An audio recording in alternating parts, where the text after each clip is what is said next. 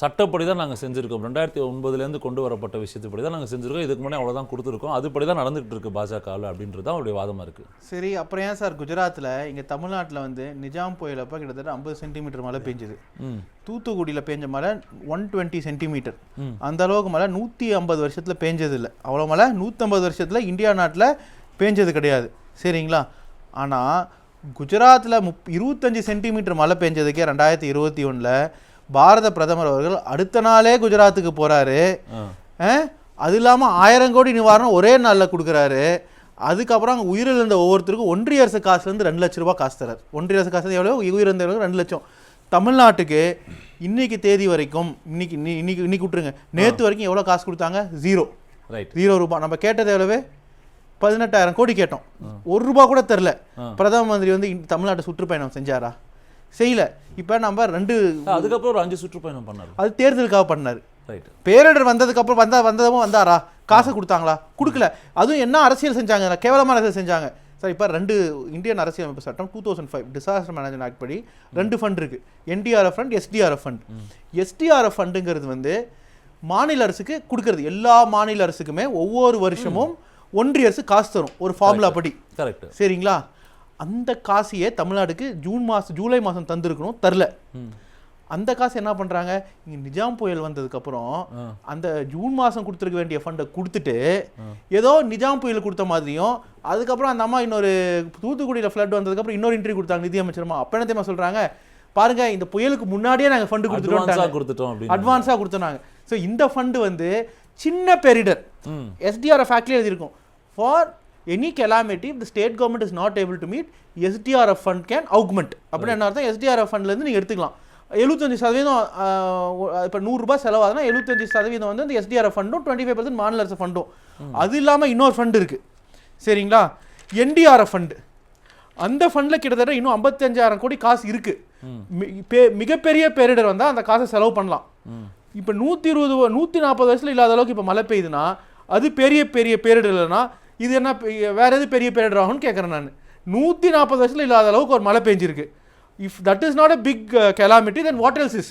சரி, இப்போ இன்னொரு விஷயம் சொல்கிறேன்.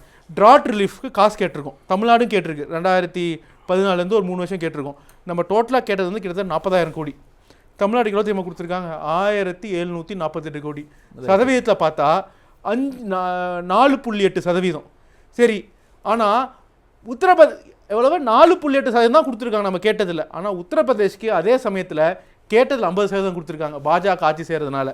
உத்தராகண்டுக்கு கேட்டதில் 70% கொடுத்துருக்காங்க. புரிஞ்சுக்கலாமா? அப்போ இங்கே தமிழ்நாட்டில் மாற்றுக் கட்சி ஆட்சி அப்படின்னும் பொழுது இங்கே ஒரு ஓர வஞ்சனைன்ற குற்றச்சாட்டை நீங்கள் வைக்கிறீங்க. அப்போ கர்நாடகாவை பொறுத்த மட்டும் அங்கே காங்கிரஸ் தான் ஆளுது. அப்போ 34,604 கோடி கொடுக்குறாங்கன்னா நாங்கள் கேட்டு தான் கொடுத்தாங்கன்ற கிரெடிட்டை காங்கிரஸ் எடுக்காதா? அப்போ பாஜக வந்து உண்மையாக செஞ்சு இப்போ நமக்கு இப்போ கொடுத்துருக்க 245 கோடியுமே வந்து ஒரே காரணத்தால் தான் கொடுத்தாங்க. நம்ம உச்சநீதிமன்றத்துக்கு போனதுனால. இல்லைனா அதையும் கொடுத்துருக்க மாட்டாங்க. அதுவும் தாமதப்படுத்தி கொடுத்ததுக்கு என்ன காரணம்னா இப்பயும் நோட்டாக்கில் தான் பாஜக வரப்போகுது. ஆனால் தேர்தலுக்கு முன்னாடி, தமிழ்நாடு நடக்கிற தேர்தலுக்கு முன்னாடி கொடுத்துருந்தா பாஜக ஒரு ஓட்டு கூட வந்திருக்காது. எப்படி கோயம்புத்தூரில் பாஜக கேண்டிடேட் ஒருத்தர் உள்ளாட்சி தேர்தலில் 1 ஓட்டு வாங்கினார்ல, அவர் மட்டுமே போய் ஓட்டு போட்டார்ல, அந்த மாதிரி தான் எல்லா பாராளுமன்ற தொகுதியிலையும் ஆயிருக்குங்க. அதனால தான் இந்த காரணமும் வச்சு உச்சநீதிமன்றம் காரணம் வச்சு இவ்வளோ காசை கொடுத்துருக்காங்க. இப்போ கர்நாடகாவுமே அவங்க கேட்டதில் எவ்வளவு? கிட்டத்தட்ட 10% கூட வரலையே, 15% தான் வந்திருக்கு. அதுவும் எது கொடுத்துருக்காங்க? இன்னைக்கு நேற்று நடந்த எலெக்ஷனில் அவங்களுக்கு தெளிவாக தெரிஞ்சிருக்கு ஒரு விஷயம். 14 தொகுதியிலையும் தோக்க போகிறோம் அப்படின்னு. அட்லீஸ்ட் ஒரு 6-7 தொகுதியிலாச்சும் ஜெயிக்க முடியுமான ஒரு யோசனையில் தான் அவங்க வந்து இந்த காசையுமே கொடுத்துருக்காங்க. எல்லாம் கொடுத்துருக்க மாட்டாங்க சார். உத்தராகண்டுக்கு ஏன் சார் 70%, உத்தரப்பிரதேசக்கு 50%? அதே மாதிரி நேஷனல் டிசாஸ்டர் அதுவும் பாருங்க, புயல் நிவாரண நிதி உத்தரப்பிரதேசத்துக்கு தமிழோட அதிகமாக தராங்க. அங்கே புயலே வராது, ஏன்னா அங்கே கடலே கிடையாது. ரைட், நான் புரிஞ்சுக்கிறேன். ஏன்னா எல்லாருமே வந்து ஒரு தவறான கருத்தை சொல்கிறாங்க. UPA காலத்திலையும் காசு மாநிலங்களுக்கு காசு கொடுக்கல, காங்கிரஸ் பாஜக காலத்திலையும் கொடுக்கலன்னு. ஆனால் இதில் ஒரு விஷயம் இருக்குது. பாஜக அதை மறைமுகமாக மாநிலங்களுக்கு காசை குறைச்சிருக்காங்க. அது எப்படின்னு சொல்கிறேன் கேளுங்க. செஸ்ஸும் சர்சார்ஜும் மோடி அரசாங்கம் வந்ததுக்கப்புறம் 8%இருந்து 28% இருக்குது. 250% உயர்வு. செஸ் சர்சார்ஜ்னா என்னன்னா 100 ரூபாய் ஒன்றிய அரசு காசு வருது. சரிங்களா? அந்த காசில் செஸ்ஸின் சர்சார்ஜ் மைனஸ் பண்ணிக்குவாங்க. மைனஸ் பண்ணி மீதி இருக்கிற 42% மாநிலங்களோட பகிரணும். முன்னாடி 8 ரூபாய் போயிடும். 92 ரூபாயில் 42% மாநிலங்களோட பகிரணும். எது? UPA காலத்தில். ஆனால் பாஜக காலகட்டத்தில் ரூபாயில 78 ரூபா போயிருது. ரைட். ஸோ 72 ரூபா தான் மாநிலங்களோட பகிரணும், அதில் 42% மாநிலங்களோட பகிரணும். அது மட்டும் இல்லாமல் இவங்க என்ன பண்ணியிருக்காங்க, சென்ட்ரலி ஸ்பான்சர்ட் ஸ்கீம்னு இருக்குது. அது எப்படின்னா ஒன்றிய அரசு ஒரு குறிப்பிட்ட சதவீதம், மாநில அரசு குறிப்பிட்ட சதவீதம் தரும். அதுவும் செக்ட்ரலி ஸ்பான்சர்ட் ஸ்கீம்னு இருக்குது. அது என்னன்னா ஒன்றிய அரசு முழு காசும் தரும். இந்த ஸ்கீமுக்கு கொடுக்க வேண்டிய காசு 100%, 200% உயர்ந்திருக்கு. ஸோ இது என்னன்னா இதை பாரபட்சமா பாஜக ஆட்சியில் இருக்கிற மாநிலங்களுக்கு கொடுக்குறாங்க. இது யூபிஏ காலகட்டத்தில் நடக்கல. இதுதான் முக்கியமான பாயிண்ட். புரியுதுங்களா? இப்போ சிஎஸ்எஸ் சென்ட்ரலி ஸ்பான்சர்ட் ஸ்கீம் மட்டும் சொல்றேன், 2 லட்சம் ரூபாய் முன்னாடி ஒதுக்குனாங்க. எது பாஜக அரசு 2014, இப்போ அது 5 லட்சம் ஆயிடுச்சு. அது மட்டும் இல்லாமல் அதனால தான் கேலோ பாரத்துக்கு குஜராத்துக்கு 500 கோடியும் தமிழ்நாடுக்கு 10 கோடியும் கொடுக்குறது. ஸோ நீங்க என்ன பண்றீங்க, மாநிலம் கொடுக்க வேண்டிய காசை குறைச்சிட்டு இந்த சென்ட்ரலி ஸ்பான்சர்ட் ஸ்கீமும் செக்டரல் ஸ்கீம் மூலமா நீங்க ஆட்சியில் இருக்க மாநிலங்களுக்கு காசு கொடுக்குறீங்க. இத பத்தி கட்டுரை வந்து ஹிந்துலயே வந்திருக்கு. ஃபினான்ஸ் கமிஷன் ஃபினான்ஸ் கமிஷன் இருக்கு பாருங்க. ஃபினான்ஸ் கமிஷன்ல முன்னாடி தலைவரா இருந்தவரே பிரைம் மினிஸ்டர் ஆஃபீஸ் வந்து எங்களை ஃபோர்ஸ் பண்ணாங்க மாநிலம் கொடுக்க வேண்டிய காசை குறைக்கணும்னு சொல்லி. அதாவது எதுக்கு எடுத்தாலும் நம்ம வந்து ஒரு மாற்று அக்யூசேஷன் கொடுக்குறோம், ஒரு ஹிந்தி பேசுகிறோம், மத்திய அரசு வஞ்சிக்கிறது, மாநில உரிமைகளை பறிக்கிறது, இப்படி சொல்லி நம்ம இஷ்யூலேருந்து டைவர்ட் பண்ணுறோம். கடுமையாக கேட்டு வாங்கணும், இல்லைனா இணக்கமாக போகணும், ரெண்டுமே இல்லை அப்படின்றது தான் அவருடைய வாதமாக இருக்குது. சார் நான் 2 பேருக்கும் பதில் சொல்கிறேன். முன்னாடி பேசினார் இல்லையா பாஜக ரவிச்சந்திரன், அவருக்கும் பதில் சொல்கிறேன். அவர் என்ன தெரியுமா சொல்கிறார், வெள்ளம் வறட்சிக்கெலாம் டிஃப்ரென்ஷியேஷன் பார்க்குறாங்க அப்படின்னு சொன்னார். அது முதல்ல போய் டிசாஸ்டர் மேனேஜ்மெண்ட் ஆக்ட் ஆஃப் 2005 படிக்கிறேன். Is an act passed by the government of India for efficient management of disasters and other matters concerned to it. அப்படின்னு என்ன அர்த்தம், பேரிடர் என்ன பேரிடர் ஆனாலும் அதை எப்படி கையாளுறதுங்கிறதுக்காக தான் இந்த சட்டம் வந்திருக்குன்னு. அதே மாதிரி ஒரு ஃபார்முலா வந்து மன்மோகன் சிங் ஆட்சி தான் கொண்டு வந்தாங்கிறாருல, அதுவும் எப்படின்னா திசை திருப்புறது எப்படின்னா அந்த ஆக்டில் மாநிலங்கள் 2 விஷயம் இருக்குது. நேஷனல் டிசாஸ்டர் மேனேஜ்மெண்ட் ஃபண்ட் இருக்குது, ஸ்டேட் டிசாஸ்டர் மேனேஜ்மெண்ட் ஃபண்ட் இருக்குது, ரிசர்வ் ஃபண்ட் இருக்குது. ஸோ இந்த மாநிலங்களுக்கு கொடுக்கறதுக்கு ஒரு ஃபண்ட் இருக்குது பாருங்க, அந்த ஃபண்டு தான் ஃபார்முலா பேஸ் பண்ணி கொடுக்குறாங்க. அந்த காசு நமக்கு ஜூன் மாதம் வர வேண்டியது பேரிடர் வந்ததுக்கப்புறம் வந்துருச்சு. ஆனால் பேரிடர் வருதோ வரலையோ அந்த ஃபண்டு வரணும். எப்பப்பெல்லாம் பேரிடர் தான் யூஸ் பண்ணிக்கலாம். ஆனால் பெரும் பேரிடர் வருது பாருங்க, அப்போ வந்து எந்த ஃபார்முலாவுமே கிடையாது. அப்போ நேஷனல் டிசாஸ்டர் ரிசர்வ் ஃபண்ட்லேருந்து எடுத்து காசு எவ்வளோ வேணாலும் கொடுக்கலாம். அது 55,000 கோடி காசு இருக்குது. அது வந்து ஆர்டிஐலே தெரிஞ்சிருக்கு. அது பார்லிமெண்ட் கொஸ்டின்லையும் பதில் சொல்லியிருக்காங்க. அந்த காசுல இருக்கு ஃபார்முலா கிடையாது. பெரும் பேரிடர் ஏன் பெரும் பேரிடர்னா 140 வருஷத்தில் இல்லாத அளவுக்கு பெரும் மழைங்கிறது பெரும் பேரிடர். சரிங்களா? 46 வயசுல இல்லாத அளவுக்கு மழை சென்னையில் பெய்யுதுன்னா பெரும் பேரிடர். சரிங்களா? இப்போ அவர் சொன்ன குற்றச்சாட்டுக்கு நான் வரேன். ஒரு விஷயம் சொல்கிறேங்க இல்லைங்க, எதுவுமே நான் தெரியாமல் பேசுகிறேன்னு நினச்சிக்கலாம். ஆனால் எடப்பாடி ஆட்சியில் தமிழ்நாடோட நிதி நிலைமை எவ்வளோ மோசமாக போச்சு, ஏன் போச்சுன்னு சொல்கிறேன். சரிங்களா? இந்த நம்ம ஆட்சியை விட்டுட்டு போனோம் 11ல் தமிழ்நாடு வருவாய் மிகுந்த மாநிலமாக இருந்தது 1500 கோடியில். ஜெயலலிதா இருந்தது வரைக்கும் -2000 கோடி -2000 கோடி தான். ஆனால் எப்போ எடப்பாடி வந்தவர் 2017 -11,000 கோடி, -30,000 கோடி, -44,000 கோடி, 21 -66,000 கோடி. சம்பளம் கூட அரசியல் தர முடியாமல் ரிட்டையர்மெண்ட் அதிகம் பண்ணாங்க. அது ஏன்னு கண்டுபிடிச்சோம். ஏன் தெரியுமா கண்டுபிடிச்சோம்? உள்நாட்டு உற்பத்தி ஜிடிபி இருக்குது. அந்த ஜிடிபியில் 1% தான் வந்து மாநிலத்துக்கு வர வருமானம். இப்போ உங்களுக்கு கம்பெனிக்கு ஒரு ரெவன்யூ வரும், அந்த ரெவன்யூவில் 1% தானே ப்ராஃபிட். அது மாதிரி மாநிலத்துக்கு வர வருமானத்தில் 1% தான் ப்ராஃபிட். தமிழ்நாடுக்கு ஜிடிபியில் கிட்டத்தட்ட 11% வருமானம் வந்துட்டு இருந்தது 2014 வரைக்கும். அம்மையார் உடல்நிலை சரியாக இருந்த வரைக்கும் கூட. எப்போ அந்த அம்மையார் உடல்நிலை சரியாகி இறந்தாங்களோ 2016லேருந்து 21 வரைக்கும் தமிழ்நாட்டுக்கு வர வேண்டிய சதவீதம் 11% 9% ஆயிடுச்சு. 2% குறைவு.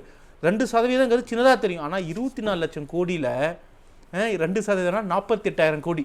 இந்த 48,000 கோடி தான் நம்மளோட வருவாய் பற்றோம். இந்த காசு எப்படி குறைஞ்சிருக்குன்னு பார்த்தா மாநிலங்களுக்கு வர வேண்டிய காசு வரல. எதனாலனா அந்த டெண்டரை ஒன்று அதிக விலை கொடுக்கறது, இல்லைனா அந்த மினரல் ரெண்டல்லாம் வச்சு வர வேண்டிய காசை அவங்க அமைச்சர்கள் அதிமுக அமைச்சர்கள் அவங்க தெரிஞ்சவங்களுக்கு கொடுத்துட்டு அதில் கமிஷன் இருக்குது. அது நம்ம ஆட்சி வந்ததுக்கப்புறம் அந்த வருமான சதவீதத்தை அதிகரிச்சிருக்கோம். கவர்மெண்டோட கெப்பாசிட்டி இன்க்ரீஸ் பண்ணியிருக்கோம். சரிங்களா? இப்போ என்னதான் நீங்கள் ட்ரைனேஜ் சிஸ்டம் போட்டாலும் கலிஃபோர்னியாவில் புயல் வந்தது ஒரு வருஷத்துக்கு ஜனவரி மாதம். அப்போ பாருங்க எவ்வளோ 1 லட்சம் பேர் கிட்ட டிஸ்பிளேஸ் ஆயிட்டு. நான் புரிஞ்சுக்கிறேன். பெரும் பேரிடர் என்னதான் ட்ரைனேஜ் நதிங் இஸ் பெர்ஃபெக்ட். ஆனா இங்க சென்னையில வந்த புயல் வந்து 46 வயசுல இல்லாத புயல். சோ இப்போ கடல் அலை லெவலே அதிகரிச்சிருச்சு. அப்படி இருக்கும்போது நீங்க என்னதான் ட்ரைனேஜ் ஸ்மார்ட் ட்ரைனேஜ் சிஸ்டம் போட்டாலும் அந்த தண்ணி கடலுக்கு தான். கடல் அலையே அதிகரிக்கும் போது சார் ஒரு மழை பெய்யுது, சாதாரண மழை பெய்யுது, அந்த சாதாரண மழைக்கு வந்து தண்ணி தேங்கினா ட்ரைனேஜ் சிஸ்டம் குறைச்சோம்னா 46 வயசுல இல்லாத அளவுக்கு ஒரு மழை பெய்யும் போது இப்போ நிலநடுக்கத்துக்கு இப்போ நம்ம பில்டிங் கட்டுறோம், எர்த் குவேக் ப்ரூஃப் பில்டிங் தான் கட்டுறோம் சரிங்களா. ஆனா அது ரிக்டர் ஸ்கேல்ல 9 10ன்னு போச்சுன்னா ஜப்பான்லயே பில்டிங்லாம் உழுவுது. ஆனா எல்லா பில்டிங் எர்த் குவேக் ரெசிஸ்டன்ட் தான் கட்டுறாங்க. எதனாலனா ஒரு 50 வருஷம் இல்லாத அளவுக்கு பெரிடர், 100 வருஷம் இல்லாத அளவுக்கு பெரிடர்னா அது எந்த சிஸ்டமே டிசைன் பண்ண முடியாது. கேள்வி மட்டும் உள்வாங்க. ஆனா நம்ம என்ன சொல்றோம், இங்க 92% முடிச்சிட்டோம் அப்படின்னும், கிட்டத்தட்ட 80% முடிஞ்சதுன்னு. ஆனா அந்த கெலாமிட்டிக்கு அப்புறமா என்ன சொல்றோம், இல்ல 60% தான் முடிஞ்சிருக்குன்னு முடிக்க வேண்டியது இருக்குன்றோம். இதுலயே ஒரு மாறுபாடு இருக்குல்ல. சோ அது வந்து இது ஒரு சிக்கல் அப்படின்றது தான் குற்றச்சாட்டை வைக்கிறாங்க. இல்ல இப்ப ஸ்மார்ட் சிட்டின்னு அதிமுக ஆட்சி 2014 இருந்து 21 வரைக்கும் பண்ணாங்க. ஒவ்வொரு சென்னைக்கு மட்டுமே 2000 கோடி, ஒவ்வொரு ஊருக்குமே கிட்டத்தட்ட பாத்தீங்கன்னா அதுல மட்டுமே 15,000 கோடி 20,000 கோடி காசு வந்து அது என்ன பண்ணாங்க, ஒண்ணுமே பண்ணலையே. நமக்கு அந்த மாதிரி ஸ்மார்ட் சிட்டி ஃபண்டே இல்லை. எல்லா ஸ்மார்ட் சிட்டியும் அவங்களே டெண்டர் விட்டு போயிட்டாங்க. அது அவங்க ஒன்றிய அரசு சிஏஜி என்ன தெரியுமா சொன்னாங்க, அந்த ஸ்மார்ட் சிட்டி டெண்டர் எல்லாமே 2 ஐபியில் போட்டிருக்காங்க, அது முக்காவாசி டெண்டர் வந்து ஒரே கம்ப்யூட்டர்லேருந்து போட்டிருக்காங்க. அந்த அந்த அந்த நிறுவனங்கள் எல்லாமே வந்து அப்ப இருந்த அமைச்சர் எஸ்பி வேலுமணி சொந்தக்காரங்க. உங்கள் நேரம் இறுதி சார் ஒரு 3-4 பாயிண்ட் சொல்றேன். சொல்லுங்க சார். அந்த நீட்டுக்கு ஆரம்பிக்கிறேன். 2006ல் மருத்துவ படிப்புக்கு நுழைவுத் தேர்வு இருந்தது. கலைஞர் அவர்கள் ஆட்சி வந்த உடனே அதை ரத்து செய்யறாரு. எப்படி ரத்து செய்யறாரு, இதே மாதிரி அசெம்பிளி ரெசல்யூஷனை பாஸ் பண்ணி ஆளுநருக்கு அனுப்புறாரு. ஆளுநர் உடனே அதை ஜனாதிபதிக்கு அனுப்புறாங்க. ஜனாதிபதி அதை உடனே அப்ரூவ் செய்யறாங்க. ரைட், அது சட்டமாயிருச்சு சரியா. இப்போ இது ஆளுநர் பண்றதுக்கு 2 வருஷம் பண்ணிட்டார். ஆளுநரோட வேலையை அது 2 வருஷம். அதுக்கப்புறம் ஜனாதிபதி 1 வருஷமா உட்காந்துருக்காங்க. ஆனால் சட்டப்படி அது இடம் இருக்கு. 2வது வந்து கடன் அதிகமாயிருச்சுங்கிறாங்க. ஆனால் தமிழ்நாட்டோட டெட் டு ஜிடிபி கடனுங்கிறது உங்களுக்கு என்ன வருமானம், அந்த வருமானத்தை என்ன கடன் தான் பார்க்கணும். சதவீதம் 10 லட்சம் வாங்குறவங்களுக்கு 10 லட்சம் கடன் இருந்தால் தவறு, 1 கோடி வாங்குறவங்களுக்கு 15 லட்சம் கடன் இருக்கலாம், பரவாயில்ல. ஆனால் தமிழ்நாடு அரசோட கடன் ஜிடிபியில் 2011ல் 17% இருந்தது. 17%. ஆனால் அது அதிமுக ஆட்சியில் 28% ஆச்சு. எங்க ஆட்சி வந்ததுக்கு அப்புறம் அது 24% குறைச்சிருக்கோம். 3வது பாயிண்ட் வரேன். கடைசி பாயிண்ட். எல்லா ஒன்றிய அரசு திட்டங்களும், பயிர் காப்பீடு திட்டமா இருக்கட்டும், பிரதம மந்திரி ஆவாஸ் யோஜனாவா இருக்கட்டும், இவங்க வந்ததுக்கு அப்புறம் மாநில அரசு கொடுக்க சதவீதத்தை குறைச்சிட்டாங்க.